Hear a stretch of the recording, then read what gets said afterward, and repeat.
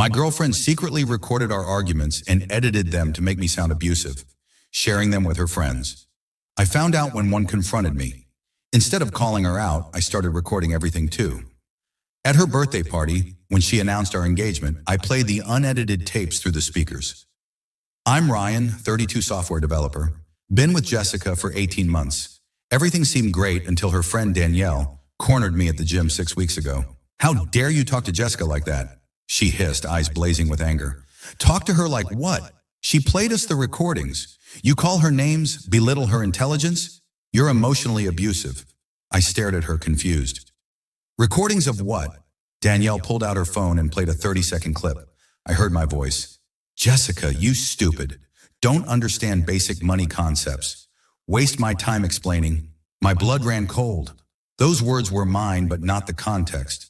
The full conversation had been about helping her organize her budget after she asked for advice. She joked about being terrible with numbers, and I'd replied, "Come on, you're not stupid. Financial concepts just take practice." But the recording had cut out everything except the negative words, making it sound like I was calling her stupid. Clever editing.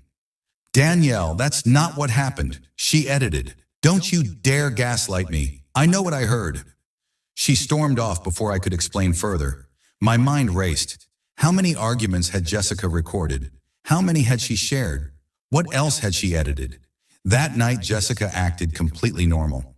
Kissing me hello, asking about my day, making dinner together. But now I saw the calculation behind her smile. Plus, I remembered she worked part-time as a video editor for her cousin's wedding business. She had both the software and skills for this manipulation. How was the gym? She asked innocently. Fine. Saw Danielle there. No reaction. Just a casual. Oh yeah, how's she doing? This woman was a master manipulator. Instead of confronting her, I decided to play her game. Better.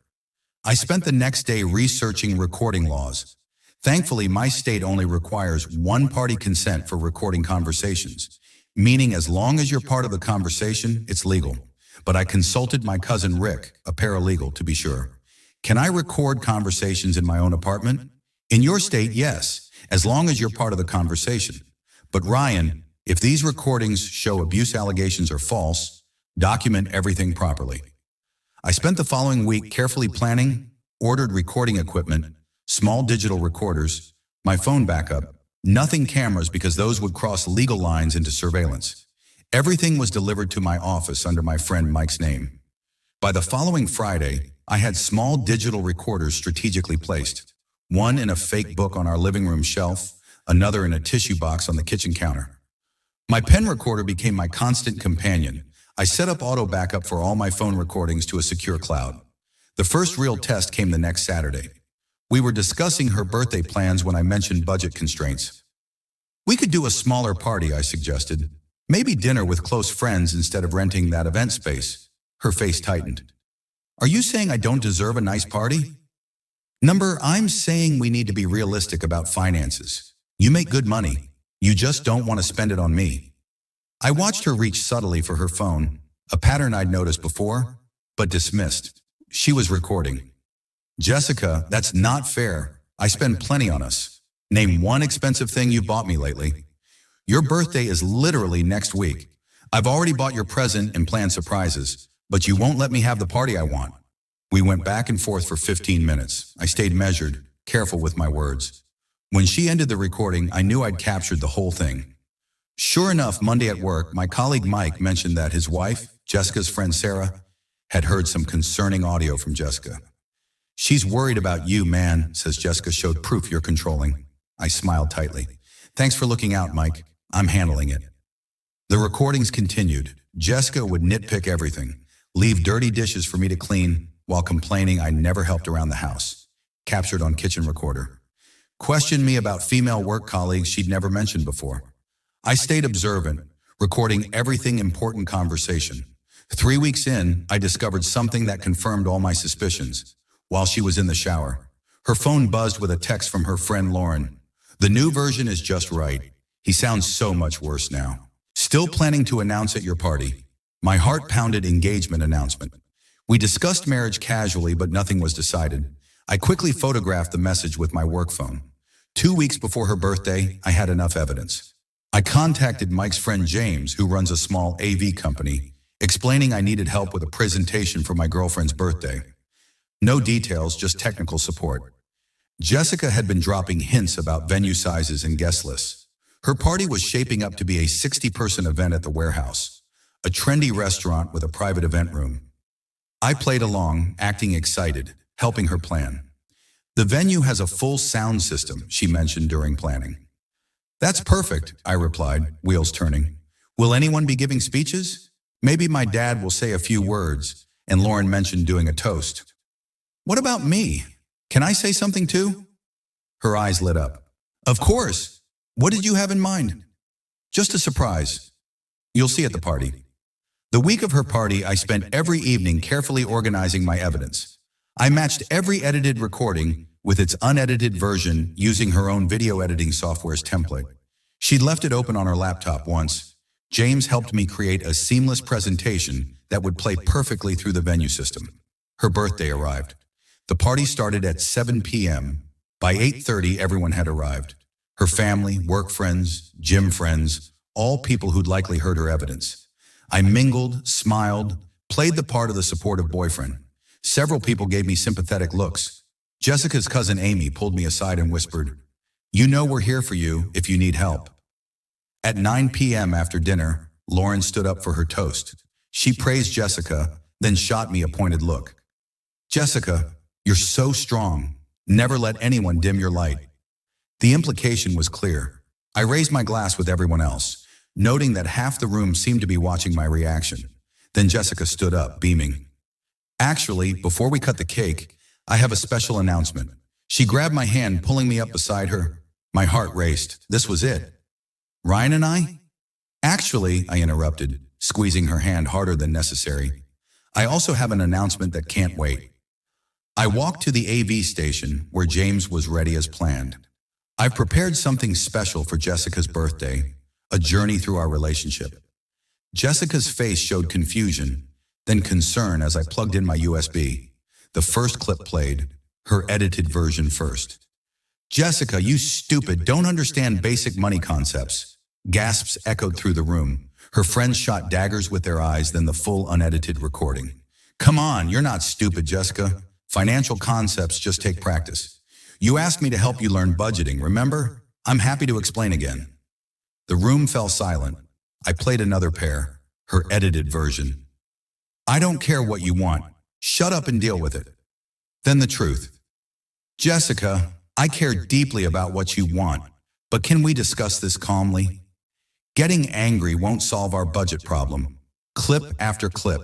Her manipulative edits versus reality. In the real recordings, I was patient, supportive, trying to reason with someone who constantly attacked my character. The presentation included a timeline showing when each recording was made and when Jessica had sent the edited versions to her friends. The sidebar showed her texts. "Listen to this. Can you believe he talks to me like this? I need you all to know what I'm dealing with."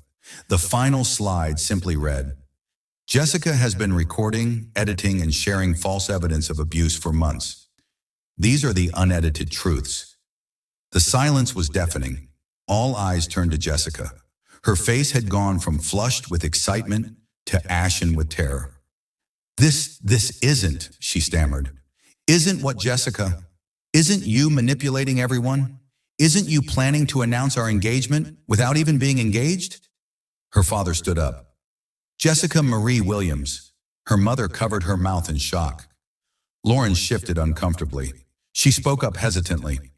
"Jess, the recordings, they're different from what you sent us." "He's lying," Jessica shouted.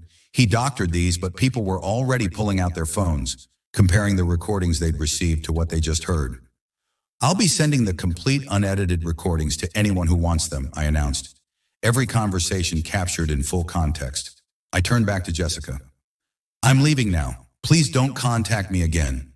Everything has been saved and backed up." The crowd's still processing. I walked out of that restaurant to scattered murmurs. James followed me out, helping me carry the equipment. 2 days later, Jessica showed up at my apartment complex entrance, eyes red from crying. The security guard called up. "Miss Williams is here to see you. Please tell her I have no comment and cannot meet with her. She tried 5 more times that week. Each time I told security no visits allowed. On the 7th day, I received a formal letter from her lawyer demanding I delete all recordings. My response through my cousin Rick, now acting as my attorney. All recordings were legally obtained in a one-party consent state. They remain as protection against false allegations. The aftermath spread like wildfire on social media. Jessica's friends slowly began reaching out. Some apologized immediately. Others remained skeptical until they received the full recordings. Danielle sent a long text. I was wrong to ambush you. I should have asked for both sides. I'm sorry. Her family was devastated. Her older sister posted a heartfelt message. When someone you love turns out to be someone you don't recognize, justice isn't always what we expect. Jessica deleted her main social media accounts, but kept a private Instagram where I heard through the grapevine she posted increasingly erratic content before eventually going completely dark. 6 months later, I ran into Lauren at a coffee shop. She approached hesitantly. Ryan, can we talk? Sure, I knew something was off with those recordings. The cut seemed strange, but I didn't want to doubt her. I get it. I said she's good at manipulation. She's in therapy now. Major anger management and trust issues. Her family's having her evaluated. I nodded. I hope she gets the help she needs. As for me, I'm dating someone new now. Sarah, a physical therapist who's refreshingly direct and honest. We laugh about having everything in writing, but the deeper truth is that I've learned to recognize manipulation early. 9 months after the party, Jessica sent one final message through her sister. I'm sorry. What I did was unforgivable, but I need you to know I'm getting help. I realize now how wrong I was. I read it, then deleted it without replying. Her path to redemption was her own to walk. The digital recorders are gone from my apartment now.